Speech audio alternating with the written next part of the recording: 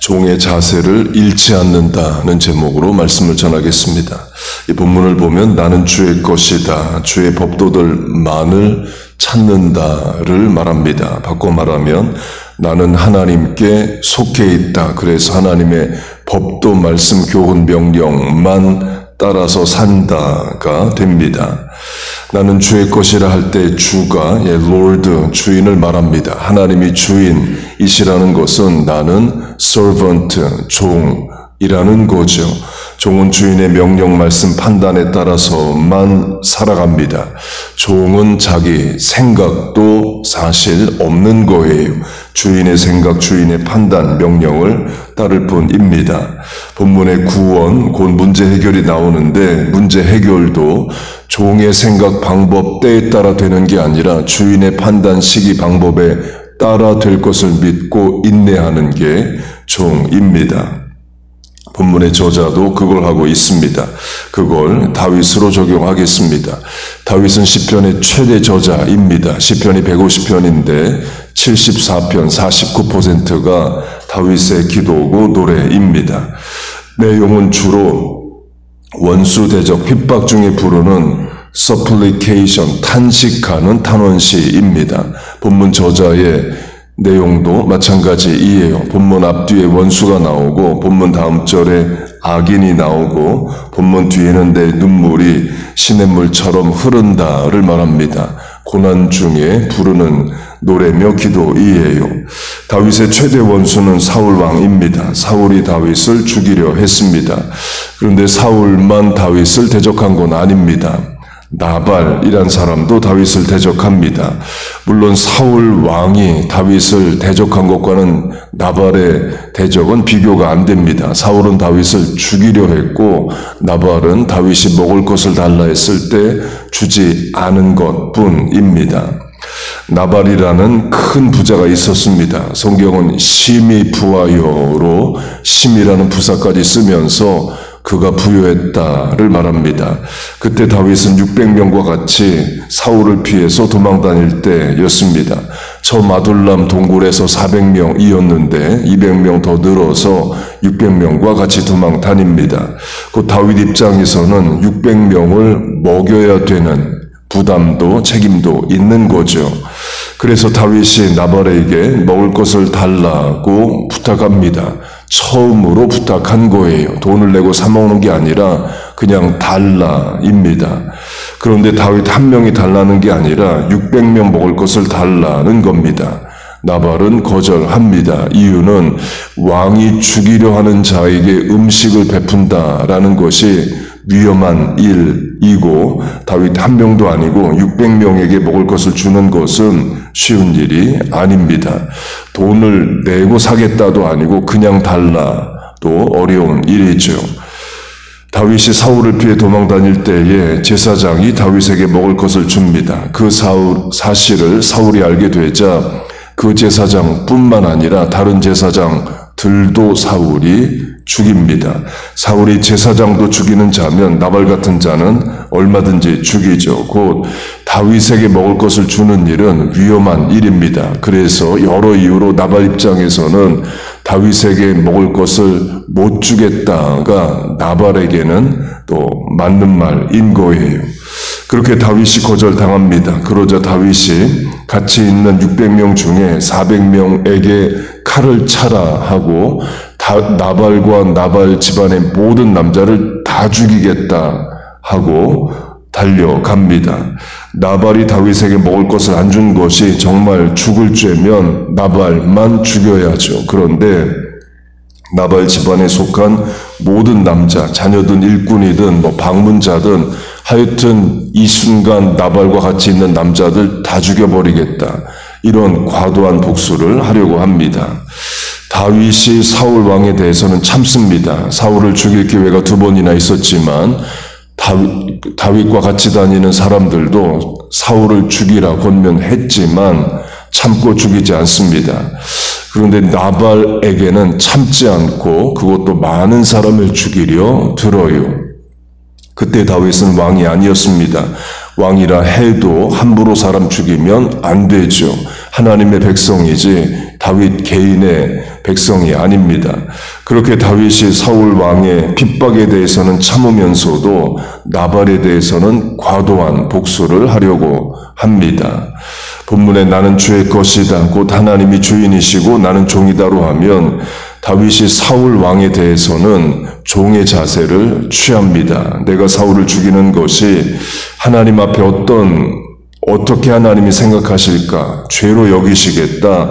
하나님이 세우신 왕이니까 판단도 하나님이 하시고 벌도 하나님이 주셔야 된다. 내가 판단자로 나서서 사울을 죽일 수 없다. 라는 자세를 취합니다. 그럼 나발의 경우에도 같은 차원으로 대해야죠. 나발이 먹을 것을 안 준다. 나를 무시한다. 그래서 죽이고 싶다. 그것도 나발 한 명이 아니라 그 집안 모든 남자 다 죽이고 싶은 생각이 든다를 하나님이 어떻게 생각하실까를 생각해보면, 물어보면 분명히 답이 나옵니다. 하나님이 그런 과도한 복수를 허락하실 리가 없습니다. 그러나 다윗은 그걸 안 하고 못합니다. 사울에게는 심판을 하나님께 맡기면서 나발의 경우에는 내가 심판하겠다. 그것도 과도한 심판자로 나서게 됩니다. 우리도 그럴 수 있습니다. 어떤 대상, 어떤 일에 대해서는 신앙적으로 바른 자세를 취하고 인내하고 하나님 앞에서도 옳게 행동합니다. 그런데 어떤 대상, 어떤 일에 대해서는 내 마음대로 세상적 가치대로 판단하고 실천할 수 있습니다. 그런 대상, 일이 어떤 건지 이미 알 수도 있고 또는 그 일, 사건이 닥쳐봐야 내가 어떤 자세를 취하는지 나도 그때 알 수 있습니다. 그렇게 다윗이 나발과 그에게 속한 사람들을 다 죽이려 하자 나발의 아내 아비가일이 막아섭니다. 먹을 것을 주고 다윗의 과도한 복수를 막아요. 다윗이 아비가일의 말을 듣고 나발을 죽이지 않습니다. 그러면 나발의 죄는 어떻게 되는 거냐? 정말 나발이 죽어야 되면 나발에 대한 심판은 누가 하느냐? 하나님이 하십니다. 10일 뒤에 하나님이 나발을 치셔서 나발은 죽습니다. 곧 다윗이 복수하지 않아도 하나님이 심판하셔요. 사울 왕도 마찬가지입니다. 꼭 다윗이 사울을 죽이지 않아도 하나님이 죽이십니다. 그런데 시기와 방법을 하나님이 정하셔요. 블레셋과의 전쟁에서 사울을 죽게 하십니다. 그때까지 다윗은 하나님의 심판을 믿고 인내해야 됩니다. 본문의 저자도 마찬가지이에요. 176절이나 되는 긴 기도의 내용이 이게 아닙니다.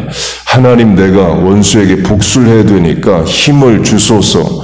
당장에 내게 힘이 없으니까 힘을 주소서를 길게 기도한 게 아닙니다. 하나님의 심판을 믿고 오늘을 인내하게 하소서를 반복해서 기도하고 있는 거예요. 마음 다스리고 죄짓지 않겠다는 거죠. 당연히 어렵습니다. 나발의 경우는 10일이라는 짧은 시간 안에 하나님의 심판이 드러나고 원수 대적 물러납니다. 그러나 사울 왕의 경우는 10년 이상으로 봅니다. 곧 언제 하나님이 어떻게 심판하실지를 내가 정할 수 없다라는 것에는 하나님을 믿고 인내해야 된다가 들어갑니다. 확대 적용하면 하나님이 어떤 일은 빨리 응답하시고 빨리 해결하시는 반면 어떤 일은 내 인내를 넘어가는 긴 시간, 긴 고통 가운데 나를 두시기도 합니다. 그걸 내가 정할 수가 없다는 거예요. 주인이 정하시는 겁니다. 종된 인생은 주인의 판단을 믿고 인내하고 기다리는 겁니다. 어렵죠. 그래서 기도하는 겁니다. 본문의 저자도 하나님의 판단을 믿고 하루하루 인내하며 기도하고 순간순간 살아가고 있습니다. 마지막으로 나발의 이야기에 문맥이 주는 의미가 있습니다. 나발 이야기 직전에 이 이야기가 있습니다. 사무엘이 죽었다 이에요. 사무엘 25장 1절이 사무엘이 죽었다를 말하고 2절부터 나발 이야기를 합니다. 여기에도 의미가 있습니다. 사무엘은 선지자요 제사장이요 마지막 사사입니다. 사울이 왕으로 있지만 더 큰 권위가 사무엘에게 있을 수 있습니다. 중요한 것은 하나님이 다윗을 차기 왕으로 삼았다를 증거해 줄 사람이 사무엘이에요. 다윗이 도망다니면서도 언젠가는 사무엘이 나를 도와줄 수 있다. 결정적인 순간에 다음번 왕은 다윗이다. 그걸 말해줄 사람이 사무엘인 겁니다. 그런 사무엘이 죽습니다. 아직 이스라엘의 왕이 다윗이 아닌데도 현직 왕이 사울인데 사무엘이 죽어요. 그러면 다윗은 더 고립되고 지지해줄 사람도 없는 거죠.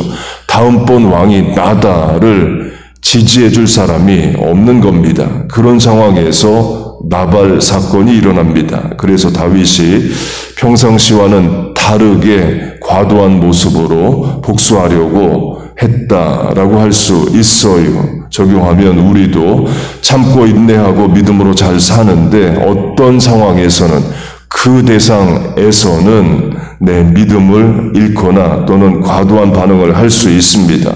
늘 나를 위해 기도하셨던 부모님 돌아가시자 중보기도자를 잃자 또는 부모님 문제에 대해서만은 자식 문제에 대해서만은 평정심을 잃고 하나님 앞에 바른 자세를 취하지 못할 때도 있습니다.